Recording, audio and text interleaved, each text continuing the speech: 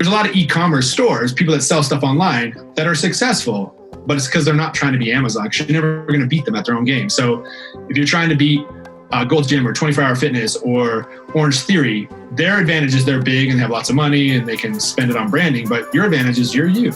You can be a person, you can be a personality, you can do that sort of stuff, and they can't.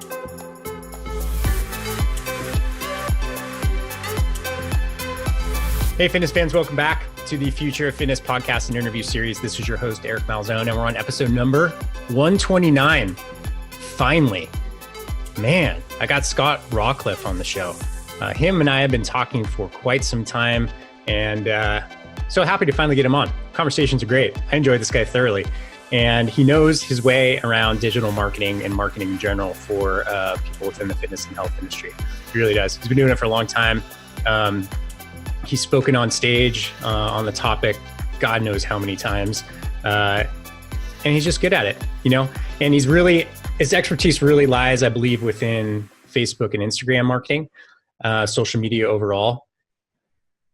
But it's funny to talk to him about the fundamentals of marketing, which is this whole episode, because we get so swept up in tactics, right? Especially when it comes to social media. What offer is working now? What audience is booming, right? Is it Instagram? Is it Facebook? Is it LinkedIn? Is it Pinterest? Is it all of that? We just get consumed. And if we bring it down to the fundamentals, realize that those are just that. They're not strategies, they're tactics. And you have to have a solid strategy. You have to have all the fundamentals in place to do so. And there's a special offer here at the end of this episode with Scott. So take it up for sure. Enjoy it.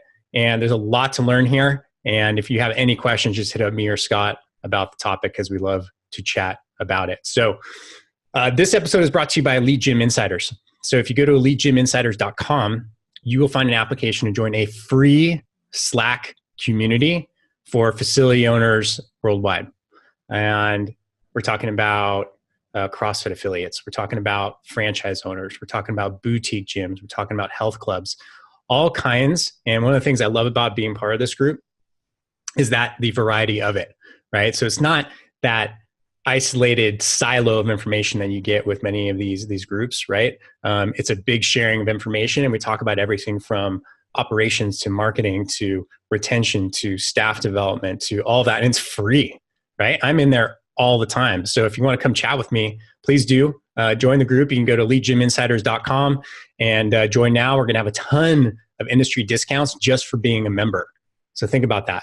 Digital marketing agencies, franchises, you name it, equipment, all of that, you're going to get a discount just for being a member of a free Slack community. So go check it out, elitegymInsiders.com. And without further ado, here's episode number 129 with my guy, Scott Rawcliffe. Enjoy the show. All right, and we're live. I got him. I finally got him on the show. Scott Rawcliffe. Yes. Welcome, man. Welcome. Thank you. So my whole tactic of looking like I'm way busier than what I actually am and travel all over the globe, it works. Yeah. That strategy. Oh, absolutely. I was like, God, now that I got you, I'm like, this is worth a lot, right? Like to get this time. I couldn't imagine what he charges per hour. And here I got him relatively free. So Scott, man, I'm really excited. I give the people a background. Of course, I'll do an intro before this, but you know, you've been in the fitness industry for a long time. You and I swim in some of the same circles. And you have always, you know, since I even got to know you, you've always been a name within the industry that was kind of synonymous, tough word, with marketing. You know, Facebook, Instagram, social media marketing, all that stuff. And, you know, if there's one thing that fitness professionals love to talk about is social media. Yep. So, let's do this, man. Before we get into, you know, some of the thoughts I have, just give everyone your story. Give us a little bio and background on who you are. Yeah. So, if you don't like marketing or you think you'll never figure it out, there's hope, because that was definitely not what I didn't go to school for that. It's definitely something, if you were to ask me 10 years ago if I thought I'd get into marketing, I would have laughed at you and told you, like, you don't even know me at all. So I'll kind of pre-frame with that, because not in a million years I think I would be doing this. So I went to school for exercise science. Then, you know, was like, hey, I like this training thing. I'm going to go train athletes. did that. That was kind of the first people I trained. Had an Olympic gold medalist totally by chance because she played hockey. So obviously we won gold. Being from Canada, just got to throw that in. That's right. You're Canadian. Yeah. Yes. And then just went and started, realized that, training athletes is not the most economical thing, and it's way harder to build a business on that. Started training, everyday people. Did that for a number of years. And then was like, I feel like I need to do more. Like, I feel like I've always been a teacher. So I was like, I think I want to speak, but like, I don't know how you do that. And kind of went and just put myself out there just through I didn't know any better. So I just applied to like the biggest conferences there are and got in the first year, and then went, holy cow. Like, so I guess the pre-frame this is I lived in Australia. So it's a long flight. And, what people don't know about speaking is you don't make any money. You don't typically even cover your costs. So especially when you live that far away. So started speaking on exercise, and I was like, well, I live so far away. I should probably figure out this Facebook marketing thing, because it feels like everyone else knows what they're doing and I don't, and I can't afford to just keep going back and forth. And so started, dive deep into that, got a coach and took some courses and stuff like that. And then with the speaking, I just started meeting other speakers, and and that's kind of my thing. Like, I just have always been a networker, and I used to think it was a bad word, but so I met a lot of people through the speaking, and they're like, "Hey, can you help me with this?" I'm like, "Sure." They're like, "You should do this for people." I'm like, "No." I'm like, I'm an exercise geek. Like, no. And when I say exercise geek, like, I went as far as I used to do assessments that took 3 hours, and I would take a pinwheel that went down people's legs that related to dermatomes, that related to the different sections of their spine, see if there's any possibility of them hurting their back. So when I say I was like a fitness geek, like, I was a fitness geek. So I was like, no, right? So that went on for about 2 years. And then finally, I was talking to a friend of mine who is in my opinion, one of the smartest people when it comes to like injury prevention, corrective exercise, that sort of thing. And he put out something, and I kind of saw his numbers and then knew what someone else that does corrective sort of stuff and puts out products to trainers. I kind of know what his business did a little bit. And I was like, what? And I remember hanging up the phone and going, like, part of my language, I'm like, that's fucked. Like, this guy who would be like a professor, like a PhD professor type person, and the other person would be like equivalent wise, he would be like in kindergarten. Yeah. And like, this guy in kindergarten is making so much more money and in front of and teaching so many other trainers. And I was like, this is wrong. And I was like, you know what? I'm like, quit being a baby, Scott. Like, do this, because there's a need. Like, good people need help to figure out their marketing. So I was like, all right, I'm all in. And that's when I decided I'm gonna do this marketing thing like full time, because you have to do that. You can't just kind of dabble in. I know some people kind of do it as a part-time thing, and there's no way I could do what I wanted to do. So, just kind of went full in, still have my personal training business, and still did, maybe about 10, 12 hours a week, just training clients and groups and stuff. Cause I still love that. And it still kind of helped me just stay connected to like their needs and kind of how they think and stuff like that. And so that's how I got into marketing, like totally by accident. When people ask me, I'm like, by accident. That's how I did it. Totally. Yeah. Yeah. Well, it's interesting, my experience too within the fitness industry, which is, longer than I thought it would be. The relationship between marketing and fitness and health professionals is I think unique. Like, there was always this battle, especially because I came, from the world of CrossFit, and the whole thing was like, well, if you're a great coach, right, people will find you. Yeah. And I can tell you now, that's not. Yeah, sure, it is. I mean, if you have a great service, right, you do a great job. Yes, it will generate referrals. It will have a good retention, but you have to have marketing. And I saw so many great coaches and so many people enter the field with so much passion, right? But then just not knowing the first thing about marketing. And I'm curious to think, like, when you work, because I know you work with a lot of people, and we'll get into exactly what it is that you do. But how much of it do you like? When you do marketing, you also end up coaching people in their business, right? I mean, to an extent, because you have to help them find out their pain points, who their niche is, all of these things. It's all tied in. It can't be pulled apart. And that's also part of their program design. It's also part of how they do client experiences and flows. Marketing is just part of it. But when you come across people who believe that, right? Or maybe they don't even reach out to you, but what do you have to say to the fitness industry as far as how important is marketing? So there's kind of two things. So my brain works in analogies. That's how it just works. Love it. So kind of an analogy that I like to use is like, if you think about like who's like the leading expert on any topic? Like, what do they typically do for a living? They're a professor, right? How many people like, how well off are they financially? Or, you know, how much like vacation, like all that sort of stuff? Like, not so much. And people don't know much about them. They don't charge much. You could usually like ask them for advice for free. Yeah. But it's because, but someone like Stuart McGill is a little bit different because he's put stuff out there. He's marketed what he has.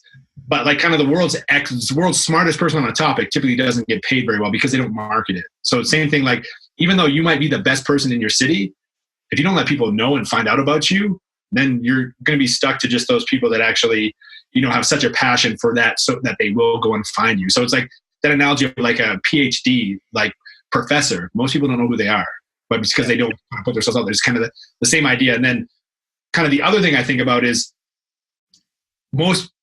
it's kind of like, it's a good and a bad thing. It's like a cup half empty or half full, like the Insta famous people, right? Like it either like just eats you up and like burns you to your soul to think like that people listen to them. But then it also shows you it's like there's an opportunity there too, because they're putting themselves out there. And even though they're doing booty shots or half naked shots, whatever, right? Like they're attracting your clientele. So imagine if you can attract them and you actually know what you're doing.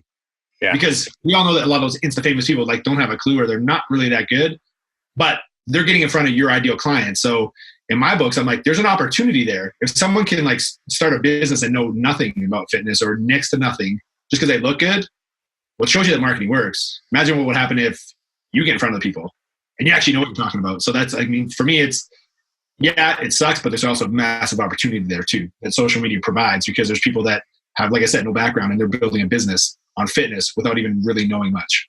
Yeah. You know, I think there's also a certain percentage of the population within the fitness and health industry where people feel that to be effective in marketing, you have to give up some of your integrity, right? Like, yeah, right. I mean, comment on that a little bit. Yeah.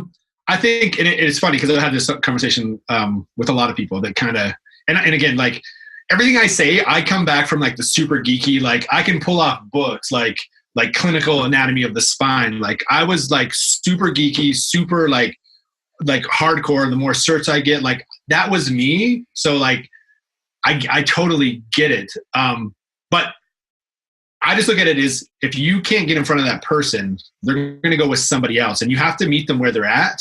Mm-hmm. And if you don't meet them where they're at, you're never going to get their attention. If you can't get their attention, then you can't kind of develop that relationship with them so that they will trust you. So they're going to continue to go down that fad. They'll do another fad diet, or they'll do another program that's not really, for their body, or they're going to chase a woman chasing a bikini body when really it's just, if you can just teach her to love her body, it's a better thing. So if you can't kind of put stuff out there, and it doesn't mean you have to sell out or degrade what you're doing. It just means you have to think about what are they thinking right now? Where's their mindset right now? What's attracting them right now? And how can I get in front of them using that? And an example of that is a friend of mine he kind of a little bit Insta famous, but he actually knew what he was doing. We wrote for a lot of the magazines and stuff, and he would get so pissed off that like he just posted a picture with his shirt off, and he'd get way more likes than something that actually was meaningful. And so we had the conversation. I'm like, well, cool. Like there's an opportunity there. I'm like, what if you posted a shirt, like a topless picture, and then you told a story in your copy, like about being a dad and how you can stop this body being a dad, and you use that to get their attention. And guess what? It worked, right? Like it grabbed people's attention, but then it started to like build up people that were like, okay, cool. Like that's what I want to look like. And then you start to talk about it. Like, hey, I used to struggle with this. I used to do this. And they're like, oh shit, you did too. So it's meeting them kind of where they're at. And then, because if not, they're going to go somewhere else. Like if you're talking about, that they have to, I know you want a flat stomach, but you need to, work out how to activate your TVA first. Yeah. Like, we'll do the flat stomach solution program because I don't know what TVA is. Yeah. Right. So it's just kind of like, it's not removing your integrity. It's like, how can you use that to grab their attention? Like you can do a video. Like, I mean, if you're humorous, like I think I'm funny. Some people do, some people might not. Kind of funny. Yeah. You can do a video where you're like, how to lose 10 pounds in 10 minutes. And people are like, what? Right? Like you can't do that. I'm like, cool. I'm like, hey, what's up? My name's Scott Rawcliffe. I help these people do this. And I want to teach you the only way you can lose 10 pounds in 10 minutes. If you want to lose 10 pounds in 10 minutes, you want to grab a knife, You're going to grab that roll on your side and you're going to cut it off. That's the only way you're going to, right? But if you want to lose weight, right? Like, so you can use your humor, you can use that stuff and you can talk about stuff. It's like, my one tip to a flat stomach. Like, cause people like, again, if you're like that purist trainer, it's like, no, there's not one tip. I'm going to name one tip. It's like, one tip to get a flat stomach: stop eating cheese. What do you mean stop eating cheese? Well, a lot of people have issues with dairy, and that causes inflammation. That can actually bloat your stomach. So try this for the next, 14 days, cut out all dairy in your diet and just see. Measure yourself before, measure yourself in 14 days and see what happens. That's my one tip, right? So it's thinking about how can you use things that will grab people's attention or what the mass media is putting out there, but then you can add your own twist to it. So start to educate them and actually start to get them to pay attention, right? And provide some value, like give them a little bit of results in advance of actually, doing anything with you. Yeah. So so how do you lose 10 pounds in 10 minutes, Scott? You just take a knife and you cut off the rolls. You just start to, shaving, weigh it, and just see once you get to 10 pounds. I mean, there's a lot of like disadvantages to that approach. You probably out. You probably will never take your shirt off again, but you lost those 10 pounds. Yeah. And if anybody's listening and they try that as a subject line, as kind of a clickbait, let us know how that goes, please. I want to know. Yeah. So what is it that you do? Like, how do you deliver your marketing? Because, marketing is a broad topic, and, I'm a part owner of a boutique that does mostly SEO and web dev and stuff like that. And that's marketing, right? But there's so many different facets of marketing. Tell us what it is that you do specifically. So we help health and fitness businesses generate more leads and get more clients. And we primarily use social media.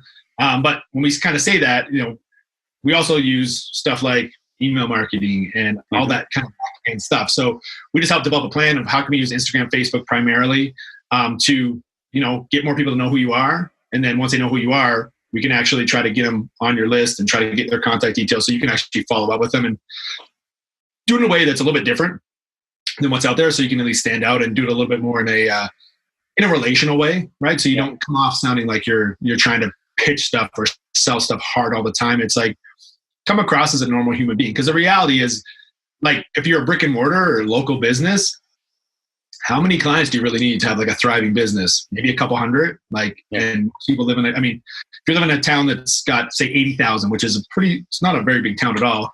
You just need 200 people to like love what you do and then come in. It's not a lot, right? So it's like, I think sometimes we get hung up on some of the big online or digital marketing. And, I learned from that. And that was a mistake I made, is like looking at what they do and trying to be like, okay, I got to, replicate this and, automate this and set up all this stuff, when it's just like, why don't you just have a conversation? Like, it would go a long way. And I tell this with a lot of my clients that have local business. I'm like, when someone opts in, for it's a 7-day pass, or they're going to do a challenge or whatever, they're interested in it.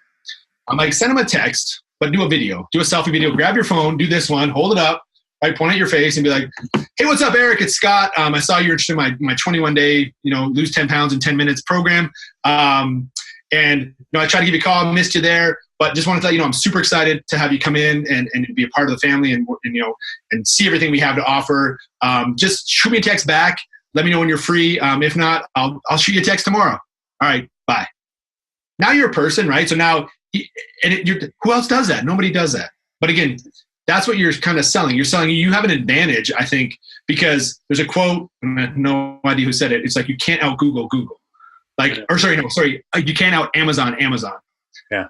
So there's a lot of e-commerce stores, people that sell stuff online, that are successful, but it's because they're not trying to be Amazon. You're never going to beat them at their own game. So if you're trying to beat Gold's Gym or 24-Hour Fitness or Orange Theory, like, their advantage is they're big and they have lots of money and they can spend it on branding, but your advantage is you're you.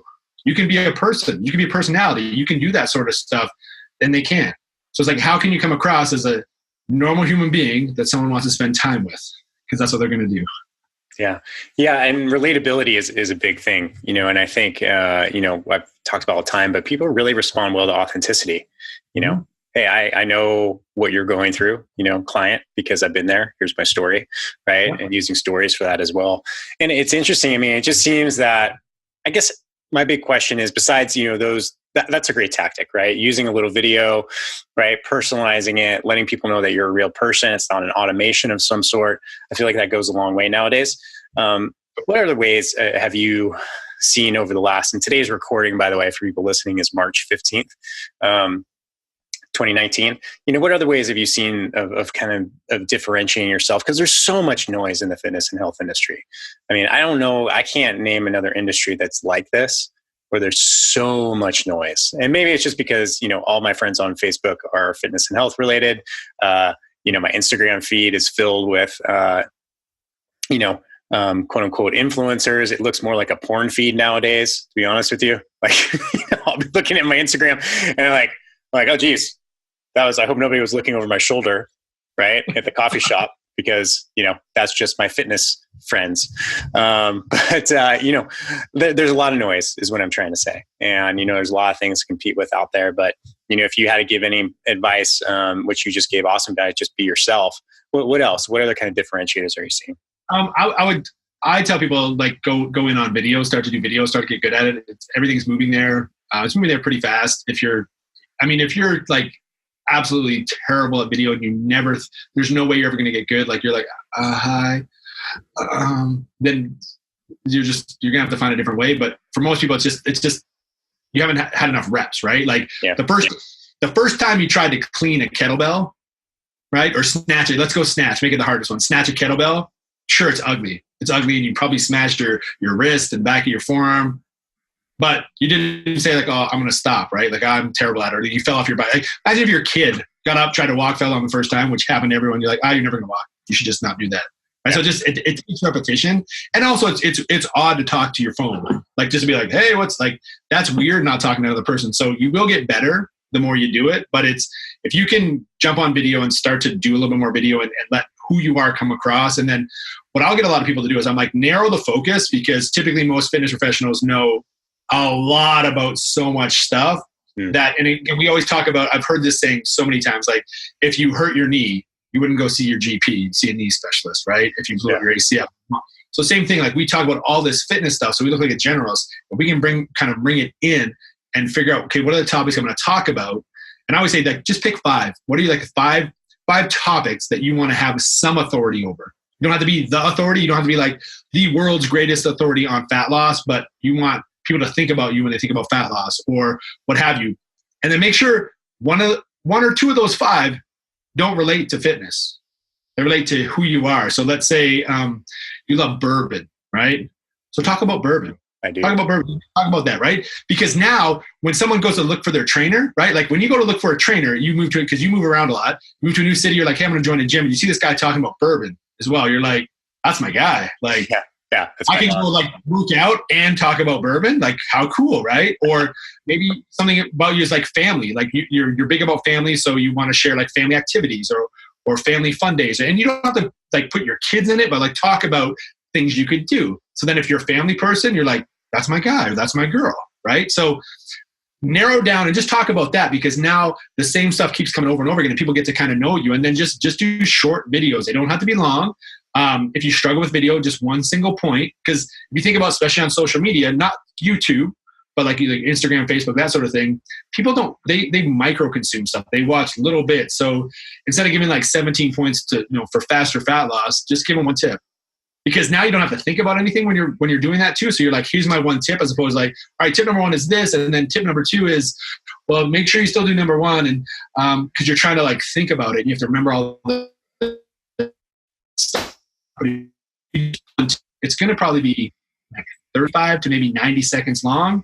Easy to do. People will watch it. So, when someone's creeping on you watching your, scrolling through your feed, you'll watch a 1-minute video on Starbucks, right? You'll see it. But if it's like 17 minutes, people aren't going to watch it. So how can you start to produce some content so people start to look at you as an authority in certain kind of topics, or they think about you when they think about that thing, right? Again, like the bourbon one. If you're thinking about losing weight and you're sitting in the bar having bourbon, like, you still might, if you've seen enough from that person, they might still come in your head when you're just out drinking. So it doesn't. I think we sometimes feel like we have to be like just in this box of just the fitness, nutrition, that sort of stuff. But let them know who you are, because again, that's your competitive advantage. Is you can be an individual, or your facility, like what you guys deal with, you can be individual. So start to do that. And the more you can tell stories, I mean, stories have been around forever. That's how we've recorded a lot of our history. And there's easy ways to do it. So here's a framework, if I can share. Simple framework to do that. It start it with when. You start your story with when, not, hey, what's up? My name's Scott Rawcliffe. I help, overweight men get the body of their dreams by having, in under 21 minutes a workout. And today I'm going to talk about, so the first, 15 seconds is about me. Who cares about me?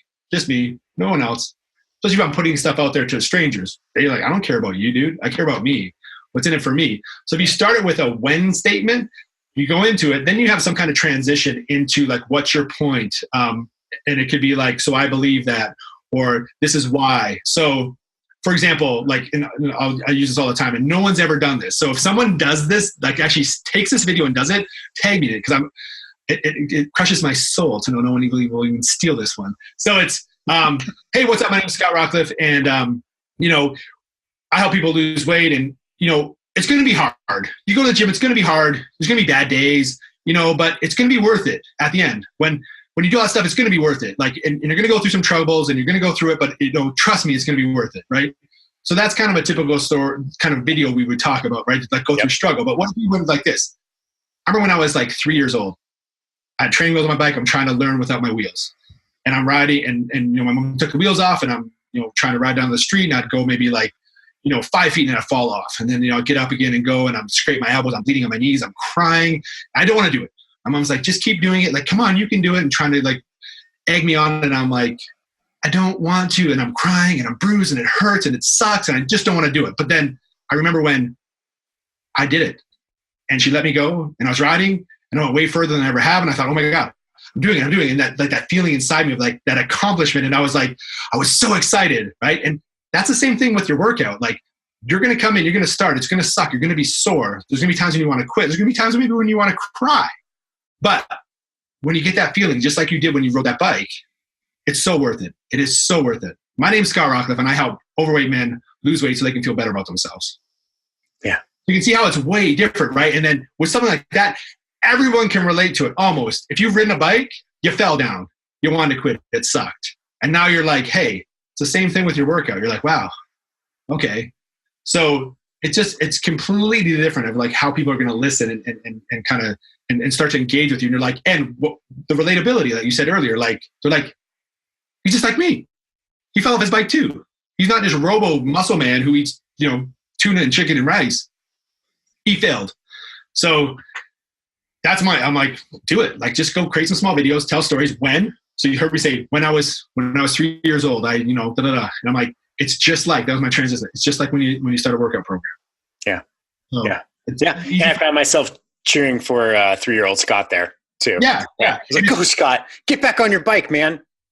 And it's funny because if I say this, if I kind of share this in a room full of people, it's interesting to see the lean forward. People lean as you start to talk. And I'm like, that's a point, okay, this story works because right. People, you can see it's worked. People are into it. They want to know more, right? And again, we talked about how to use stuff that maybe is in people's mind right now, but transition to something else. Same thing, right? How to lose 21 pounds in 21 days. I remember when I was younger and I was trying to lose weight, and I would try every program, 21 days, right? You could talk about that. But it wasn't until I realized, consistency. Again, you can use so many things. You can use something that happened to you today to tell a story, to teach something. But it's always like, how can you teach it? Because people that are going to lean in, right, and become more relatable, and you're talking about stuff you can, So that's one of my biggest kind of things. If you want more people to find out about you and resonate with you and know you and get to a point where now it's like when they see you and they've never met you, they're like, they think they know you, right? You're maybe a little bit creeped out because you're like, you're trying to figure out like, have I met this person before? Like, they seem to know everything about me and I can't like picture their face. Yeah. But that's the power of video. Yeah. It's the art of storytelling that's come up several times on this podcast too. Mm-hmm. And it's not just marketing, but it's just the most amazing communication tool you can have. I mean, whether it be, marketing, advertising, working with a patient one-on-one or working with a client one-on-one, or being at a dinner table, or speaking at a conference, like whatever it is, if you can tell a good story, if you have 2 or 3 signature stories too, especially like your signature stories, right? Like those ones that, you can go to at any time. Someone asks you right now, hey, can you get up and speak in front of this crowd? Right? Do you have a story or two that you can tell right away? That's something that I really urge people to think about. And right now people are like, well, I don't have any story. I'm really boring. I'm just a normal person. No, you do. Like you have stories, you've overcome struggle. Maybe you just need someone to kind of, bounce them off of, stories and see how you make them even more impactful than they already are. And I love telling stories, man. I mean, it's such a fun art, to do it. And I think you're right. Once you get the repetitions down, you know when to pause, right? When to look into the camera, when to look off a little bit to one side, it's a beautiful thing. And, it's so useful in marketing. And too many times, we talk about the booty shots on Instagram and, how unrelatable we can be as fitness professionals. Like, brother, like if you have an amazing 8-pack and, sure, people will look at the photos, right, and engage, get more followers. But how many people actually think that you're someone that they can talk to about their deepest, darkest problems? Probably not. Yeah. And here's when I realized how impactful stories are. Like, so when I started talking about fitness stuff at the fitness conferences to other trainers, I would always be like, what in my head, it was always like, what's the one thing I want them, like, what's the one message I want them to like remember? And then what's the one story? So, because when you're at any conference, like you forget 90% of the stuff you saw. Like it was great when you're in it, but you forget so much of the stuff. So I was like, what do I want them to take away? And so there's always one story that I would tell. It wasn't always the same story. It just depended on kind of, what the topic was. And it's funny, like I would hear people, they would remember my story. Like, oh, I remember that. I remember your story about Coach Blair. You told like a couple years ago. I'm like, oh, what session were you in? They're like, yeah, I don't remember actually. I feel embarrassed. I don't remember. I'm like, yeah, but you remember that story, right? They're like, yeah.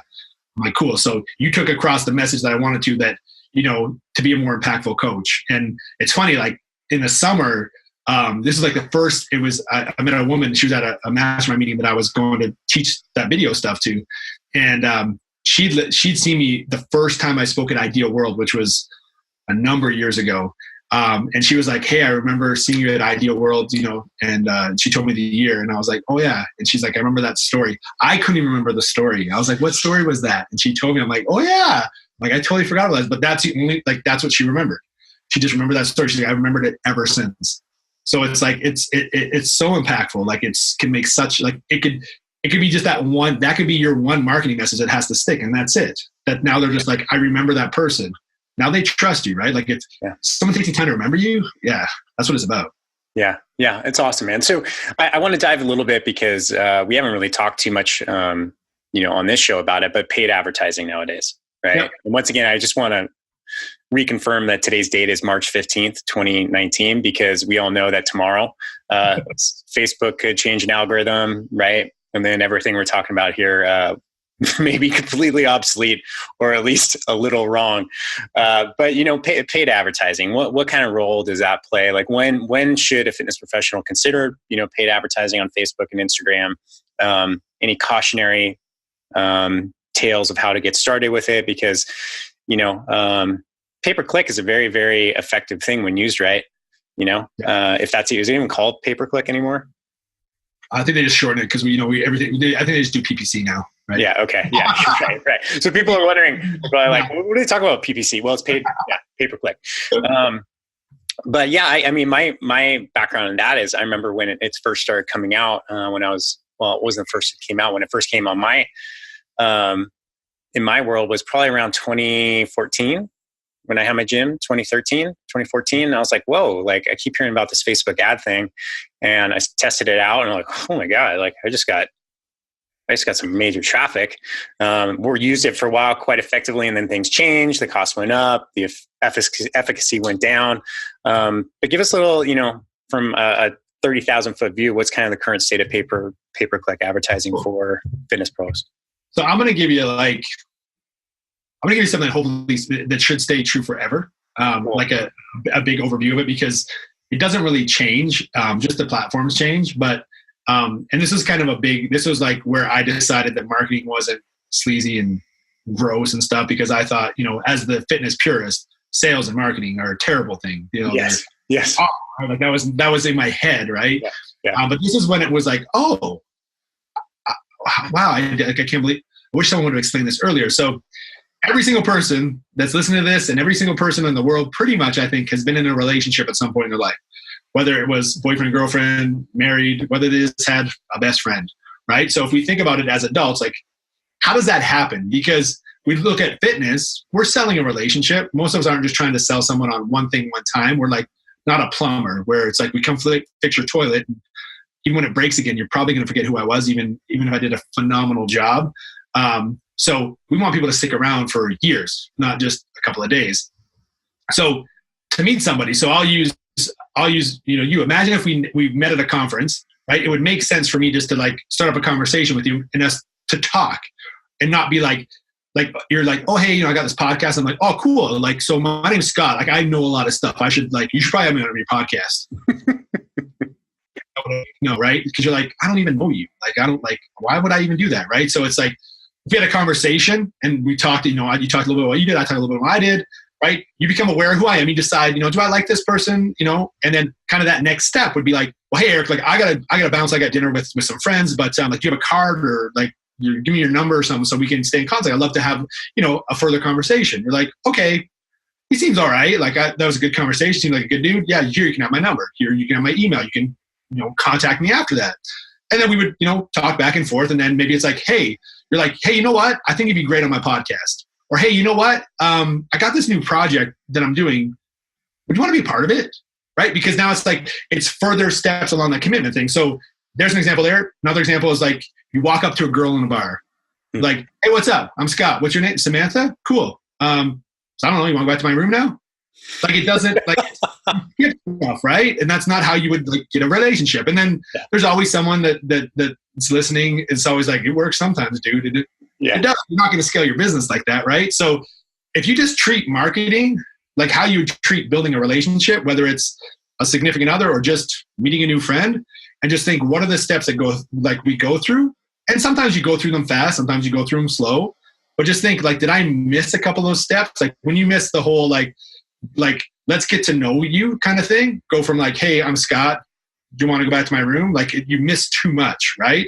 You want to have a little bit of a conversation and kind of grow. So if you think about what you do on social media through your paid marketing, have the same approach. So I have like the 3 C's. It's like call out. So you want to call out and see who turns around, right? So put your stuff out there, put those videos out there, put some testimonials out there, put some content out there so people ideally turn around and like, ooh, what's this, right? So you're going to get their attention. Then from there, we want to capture them, right? So either we want to get their phone number, we want to get their email, we want to get them over to your site so we can pixel them. And if you don't know what like a pixel is, it's basically if you've ever been on Amazon and you looked at something, you didn't buy it, and then it followed you around till you did buy it, that's a pixel, right?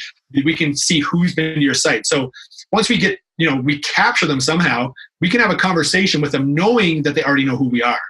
So the conversation can kind of change now. So now we don't have to be like how to lose 10 pounds in 10 seconds.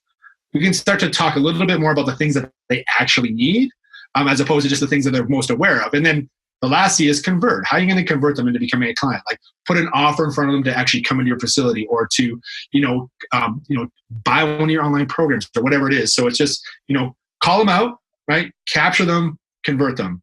And that's going to stay true for the end of time because relationships are pretty much the same, even though there's like, hookup apps and stuff like that now. It's still kind of the same thing. Like there's no way you just, you swipe right and then you're like, hey, I'm Scott. Hey, I'm Barb. All right. Meet at the bar in 7 seconds. Like even that doesn't happen, right? So it's like, if you think of it that way, I think you're always going to understand how to do it. And then that kind of relates back to like the biggest mistake is people just don't have a plan.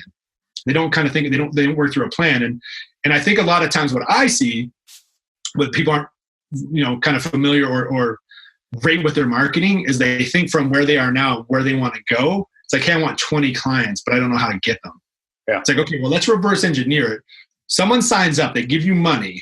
What did you have to do before that? They're like, well, I have to sit down with them and talk to them. I'm like, okay, cool.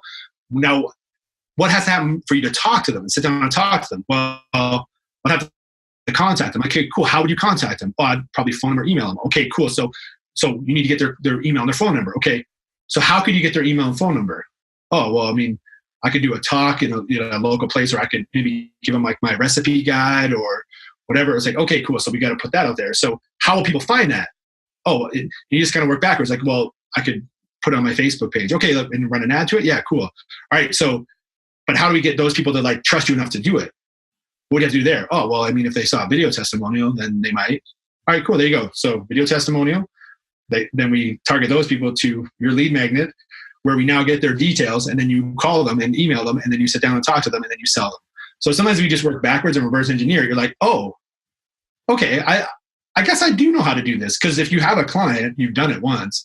So it's like, how do you kind of work that way? And usually the start is where you get confused, because you're like, oh, I didn't know I should do a video testimony, or I didn't know how to get their contact details. But you know the other stuff, you know most of it. But I think that's where they get stuck, is because they don't know the first couple of steps, but they know the steps after that.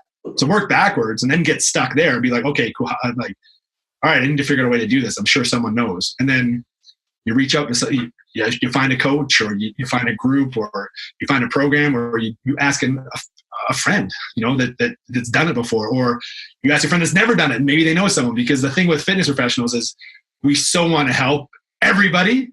That chances are, if you ask someone, they probably know somebody if they don't know the answer. Yeah. Yeah. Oh man. I mean, it's so, there's just things about marketing that never change. Mm-hmm. Right. Yep. And that's, I think that's exactly what you're getting at. And, nowadays too, I mean, so if I'm a fitness professional, I'm like, okay, I think I have those pieces, right? I think I understand. I want to start, toying with maybe some sponsored ads or some IGTV or, whatever it may be. I think the first question I get asked a lot is, well, how much budget should I have per month, right, to apply to this? So let's start with that one. Okay. So here's what I tell people when they talk about budget. I'm like, the first thing you need to figure out is what's your cost per acquisition, or your cost per client. What does it cost? That's the first thing you're going to need to find out. So if you just approach the first month as it's going to be a test, just to find out your number, then it makes how much you spend so much easier. Because if I could tell you straight up, be like, okay, it's going to cost $57 to get someone to actually sign up and pay. How much are you willing to spend? You're like, well, the first time they pay, it's $197. So shit, I don't know. Like, I want 30 new clients this month. I'm like, okay, well, let's do the math. I wish it worked that easy. It's like, okay, let's say $50 just so I can do the math. And you want 30 clients. You're like, okay, $1,500. We should get there. It's never going to work like that easy, but it makes you, or that kind of specific every time. But at least it gives you a number where you're like, okay, cool.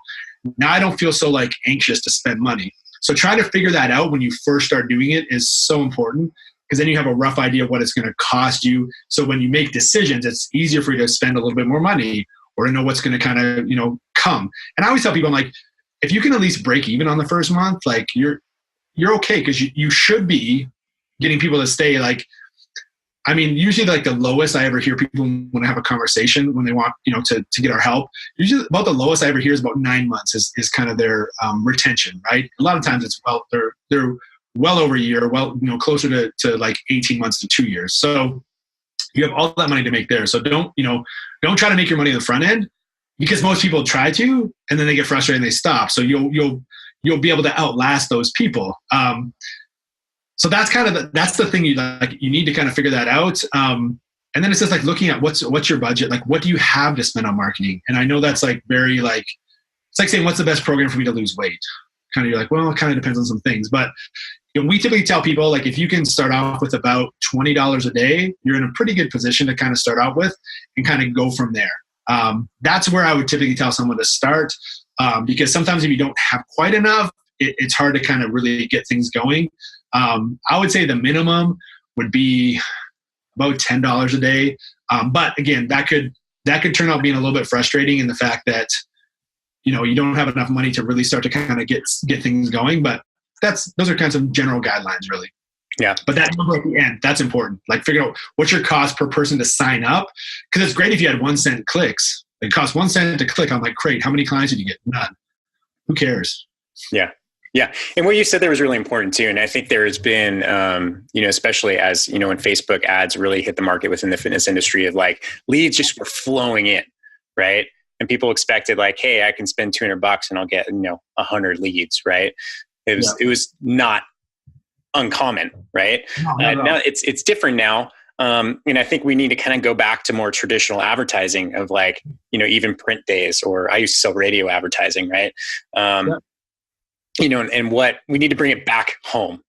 Like, okay, let's look at let's run through that actual exercise. And most people don't understand, what an average client value is, right? Or their lifetime value. They never look at it that way. They're like, well, I had to spend this much to get a new client. And, I only sold them a 10-pack of private training. And yeah, but what about the next 3 years, right? And looking at that value and how much you're willing to invest and get in that. I think that's a big point to make for people, is understanding like how much do you actually make on a client, right? On a new potential client, if you're doing your job right, and then how much you're willing to spend to get there. It's pretty simple, but it's so overlooked all the time. Totally. Yeah. I would say even 5%, so people fill out a little form so I can get a little bit of background if they're interested in having us help them out. Idea kind of ask the right questions to see if it's a good fit, or see if I'm just like, hey, you know what, do these 3 things right now, just go do those for the next month or so, and then get back to me. And then maybe that's a good time, but here's some things that you could go make money with right now and just do a little better job of, and not have to worry about hiring anyone yet, and just see how that goes, right? And it's same thing with your clients. Give them a little result, but I'm like, you'll get some wins here. This is all, if you pay me, this is what we would do. So just go do that, because you can do it right now and kind of move on. But I would say less than 5% of people, because one of the questions is like, what's the average cost, to get a new client? And it's always like, I have no idea. I've never tracked. And a lot of people don't even know how long people stay for. So like, I'd guess, what's your, how long is it? I don't even ask what like the value is. I just ask, how long do people typically stay with you? And sometimes it's like, I don't know, maybe like a year. So I'm like, you have no, they're just throwing that out there. Yeah. Metrics are important, people. I mean, it's, I had, with my gym facility, I had this very, very detailed spreadsheet that told me all kinds of information. I would go in and update it every week on how much cash flow came in every day, which clients I gained, which clients I lost. And, it was just incredible amount of information. And then over a 5-year span, I was able to go back and look, month to month, what were my trends, right? How many people were losing in specific months? How many people were gaining? What were the fluctuations? Why? What programs was I was running? And it seems so tedious when you start doing it, but you're so like 3 years from now, you'll be so happy you did it. Just tracking as much information as you can. And so nowadays, tell me, okay, I'm just going to throw an example out there. I am a trainer who focuses on the 55 and over, right? And I want to start, throwing out, I have some of the numbers you're talking about. I have a good idea of how much I want to spend. Where am I going to place my advertising dollars and why? Facebook, because that's where they are. Yeah. It's funny. The trend is like for Instagram, like the age is bumping up. I did talk at the end of last year, and I was looking at some of the numbers, and I was like, "Oh my gosh!" Like it's actually, because I'm an outlier because I'm 41 and I'm on Instagram, but it's my job, right? But that kind of like in people in their 40s, like the percentage, I forget the percentage, but it was a lot higher than I thought, a lot higher, and I thought it was higher than probably what most people would say. So it's trending. People are getting on Instagram, the older demographic, but not that like kind of boomer target. The biggest thing with them is that get them on your list. Find something that's that will get people on your list and actually start to communicate with them. Because I don't know if you noticed, but the older we get, the better our BS detector is. So they're typically going to take a little bit longer to convert into a client because they've tried a lot of things, they've heard a lot of things over the years. Yeah. And a good, I don't know if you know Dan Ritchie, so he's got the Functional Aging Institute. So they actually help. That's their thing. They teach people how to train boomers, and then also how to market and build a business around that. And I asked him that exact. I said, like, if you could only do one thing, like from a marketing perspective, like what's the most important thing? He was like, email marketing, hands down. Yeah, hands down. It would be first, second, third. So how can you get them on your list, right? But knowing that their BS detector is a lot bigger. So kind of there's 2 ways I would do that. Is I'd either give them some kind of a report. And make it a good report, right? It might be on balance training or that sort of thing, like injury prevention. But make sure it's good information, because again, their BS detector is way more than a 20-year-old that just wants like a flat stomach or like an awesome booty, right? They'll buy whatever like that. Yeah. So get them on your list and then just communicate with them on a consistent basis. 2-3 times a week, just send them like good information, send them to like resources or studies or whatever, and things that they believe in, because they're a little bit more savvy from that perspective. Or if you wanted like a little Another way I think would capture even more people is also, just sitting down and writing a really in-depth blog post, or hire someone to write it. Again, we talked about people that are really good at what they do but don't charge a lot. Like, go find someone that's like a professor, or like go find someone that's going through school that might want to write it for you. Write a real in-depth, article on the benefits of exercise for people over 55, and spend money to send them there. And you can even put down like a couple links in there to actually put people to opt in to get your report as well. But then you're building that trust up. There's no barrier to entry, right? Like the trust, they don't have to like, there's gonna be one of those guys that like calls me all the time and then like bugs me. Like, I don't know, just send them there. They can read it. They can choose to opt in if they want, but they might not. But now you've kind of taken down that wall of access to start to get to know you a little bit more. So yeah, I'm trying to, how can I get as many people on my list as possible, and do that, and then just communicate on a consistent basis. I mean, either by directly sending them kind of a lead magnet with, maybe you have some videos as well, or sending them straight to like a blog post, a real in-depth blog post, right? Not like a, 3 tips to better balance as a baby boomer. And don't call them seniors. They don't like that either. Older adult. Older adult is the word. Again, I had a long conversation with Dan about that. And he was like, older adult is kind of the we talk about, because they're like, they accept that, but they, even baby boomers, sometimes they don't, like, especially on the lower end, or senior. Like, we all think we're 10 years younger. We all think we're 10 years younger. Yeah, right? I do. I offer the program for you. It's like, hey, like if someone offered me a program, and this is the program for 41-year-old men. And I was like, yeah, but I'm not the typical one. Like, I'll do like the 31. It's like, I'm different, right? Yeah. So it doesn't matter how old we get. We still are like, yeah, no, not me though. Yeah. 41-year-old man. I'll send that to my brother. Yeah. My dad was old, right? Yeah. Yeah. I'm so glad you brought up email marketing too, because that's another aspect that not nearly enough. I mean, if any of you out there and you said, hey, I want to work with Eric on business mentoring, I'm going to tell you right now, you're going to start your email list. You're going to start hitting it consistently. Like, that's one of the first things I'm going to get you doing, because that takes time. It's how you build that trust, right? And you have to be top of mind, because most people, I think, well, I just know this to be true, is that they'll run Facebook campaigns and they'll be like, well, I only got one sale. Okay, great. Right. But what are you doing with all of those other leads? Like, just because people click on something right away, it doesn't mean that this is the time for them to buy. You have to catch them at that right moment, that emotional trigger, right? I mean, if I sign up for maybe like, 6, fat loss tips for men over 42 at the age of 42 who want to ski better and, whatever. I'm like, oh, that's my content, right? That's the one I want to click on. I click on it, but maybe I don't sign up right away. Now, 3 months later, if I constantly see you in my email inbox, and reaching out to me and letting me know that you're still there, and all of a sudden, that morning I put on a pair of pants and they don't fit anymore, I'm like, holy shit, who's that? Okay, who can help me? That's right, Scott. Scott's the guy, right? Because I was just reading his article the other day, or his email about it. Now I'll reach out. Now you have a new client. But it took 3 months, maybe longer.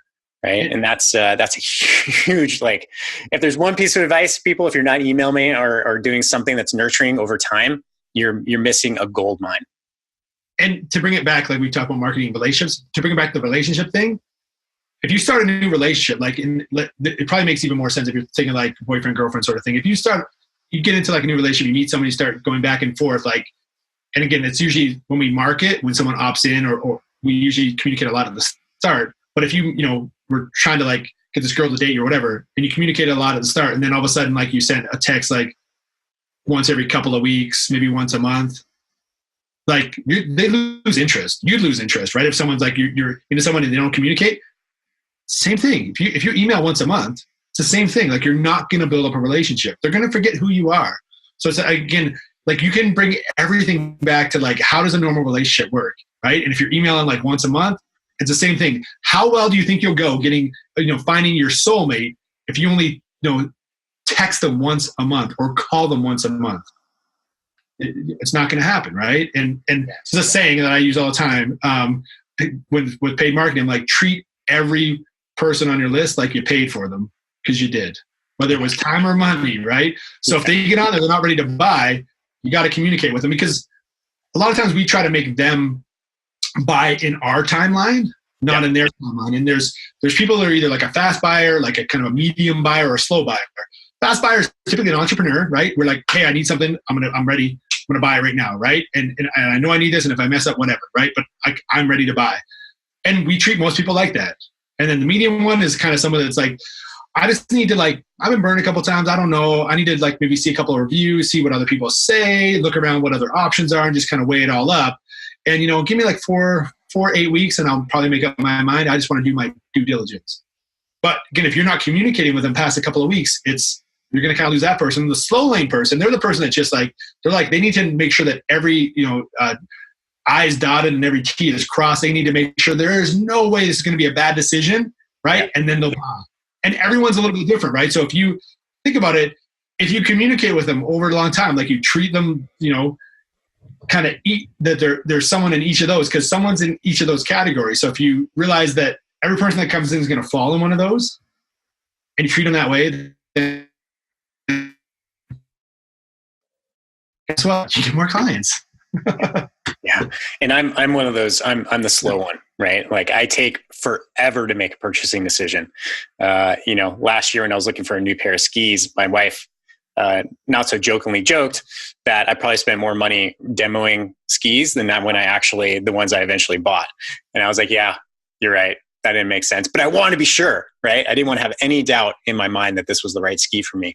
And interesting how, but you're a slow guy and you're an email guy. You're like all in on email because you understand that. Yes. So for people listening, like I'm mostly a fast lane guy. So I'll just be like, yeah, I'll get this. And if it's wrong, I'll figure something, I'll get something different.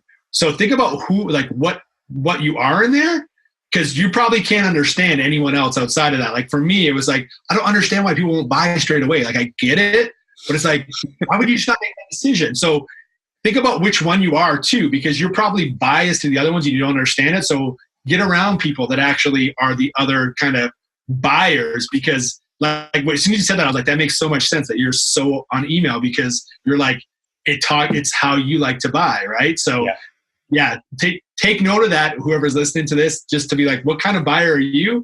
And be like, realize you're not going to understand the other buyer types, but you got to. Yeah.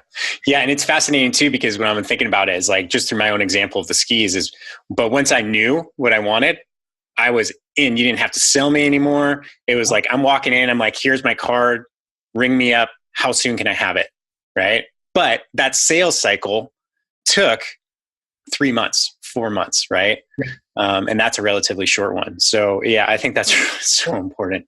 And like, if you're looking for a car, everyone's probably bought a car, right? Like when you went and looked at a car and you didn't buy it that day, did that mean you're a tire kicker? No. You're trying to figure out you're going to buy a car, and you're probably going to buy a car in the next few weeks or a month or so.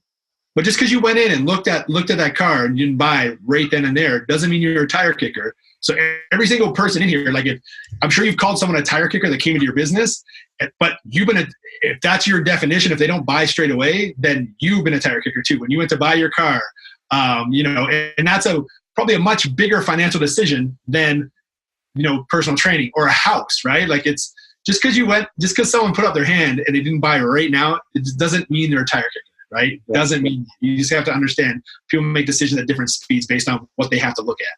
Yeah. And their circumstance too, right?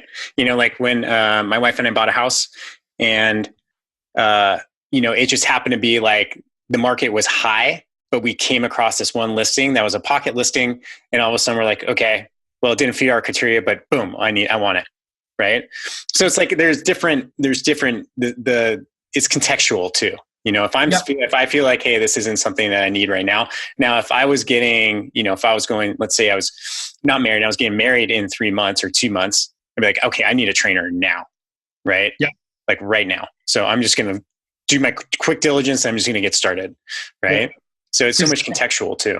Totally. Yeah, totally. Just because you're typically one way, like there's certain stuff like I want to research too. And I was going to say there's certain stuff that you would be like, all right, you're like, shh.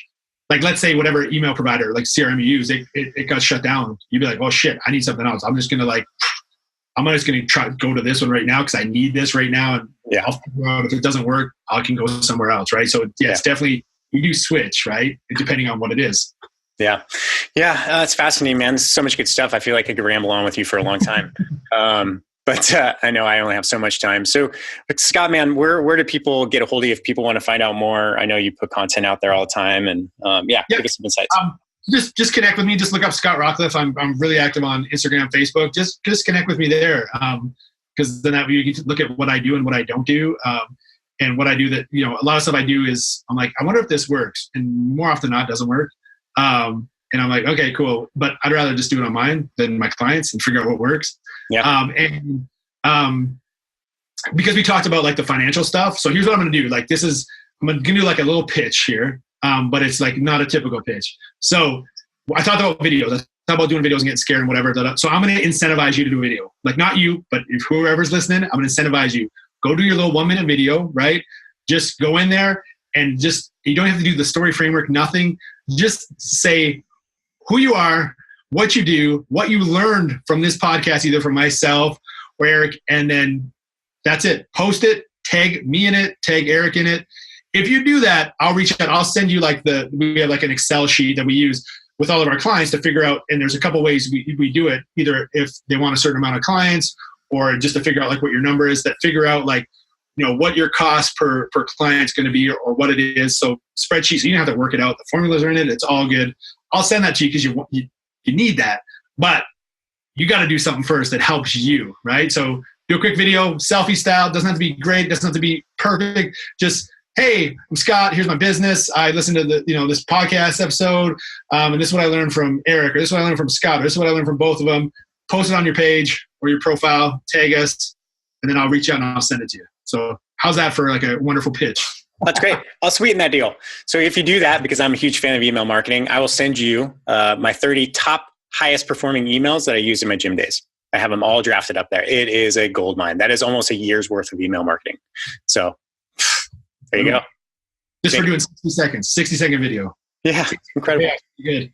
Yeah, awesome. Scott, thanks you, dude. This is always good. I'm sure I'll be getting you back on. Awesome. When you're done with all of your travel and super being super busy, right? We'll get back on. Yeah. Sounds like a plan. Yeah, ladies and gentlemen, Scott Rawcliffe. Hey, fitness fans, don't leave yet. It's your host, Eric Malzone, and I have a quick favor to ask. Actually, 3 favors. So, number 1, if you're a fan of our show, I asked you to do something that takes under 3 minutes. Go to iTunes, please, and subscribe to our show. Please, please, please. It means so much to us. It's so important. And then give us a favorable review. We would really, really appreciate it. And I can't tell you how much it means and helps us out. So I know it takes 2 minutes of your day, and it means a lot to us. So please do that. Number 2, go to our YouTube channel, our Fitness Marketing Alliance, and please subscribe to our YouTube channel there. Number 3, if you like this episode or any of the episodes that we've released, share it on social. That's huge. That's a big deal for us. And we put a lot of work into these episodes, trying to give you great, actionable content for the fitness industry. So that would mean a lot. And that's it. So we have some big plans coming up for this show. I'll be talking about that in the next couple episodes. But thank you so much for listening. It means so much. And if you have any questions, please reach out to me. I'd love to hear from everybody. Eric, ERIC at fitnessmarketingalliance.com.